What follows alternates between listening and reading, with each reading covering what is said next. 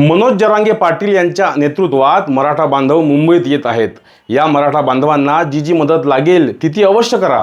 पावसाचे दिवस आहेत, पावसात भिजणाऱ्या आंदोलकांना थांबण्यासाठी आपल्या मशिदी खुल्या करा।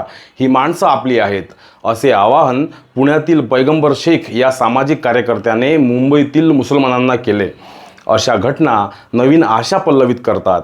माणसातली माणुसकी जाती धर्मापलीकडे अजूनही जिवंत आहेत याची साक्ष देत राहतात।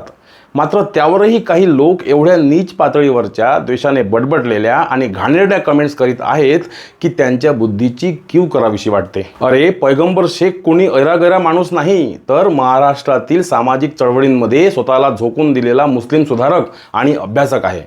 2016 पासून मराठा समाजाचे मोर्चे आंदोलन चालू आहे। आजपर्यंत मराठा समाजाला प्रत्येक वेळी मुस्लिम समाजाने पुढे येऊन पाठिंबा दिला। प्रत्येक वेळी मुस्लिम समाजाकडून ठिकठिकाणी पाण्याची, जेवणाची, राहण्याची व्यवस्था केल्या गेली। विशेष म्हणजे काही ठिकाणी त्यांच्या मशिदीसुद्धा मराठा बांधवांसाठी खुल्या ठेवलेल्या होत्या। ही वास्तविकता आहे।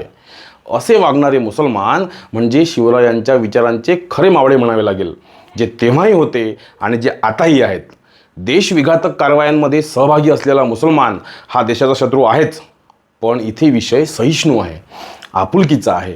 आयुष्यभर मराठ्यांनी ज्यांना आपलं मानलं, ज्यांचं भलं केलं, अडीअडचणीत ज्यांना सहकार्य केलं, सामाजिक समीकरणांची वीण शिवली, ज्यांना घेऊन मराठे चालले, ते लोक आज मराठ्यांना आरक्षण मिळू नये म्हणून ओरडत आहेत। दुसरीकडे हिंदुत्वाच्या नावाखाली ज्यांचा द्वेष करायला शिकवल्या गेलं, ते वाईट काळात मराठ्यांच्या सोबत आहेत। मशिदीत घुसून मारा म्हणणारा राणीपुत्र कुठे आहे?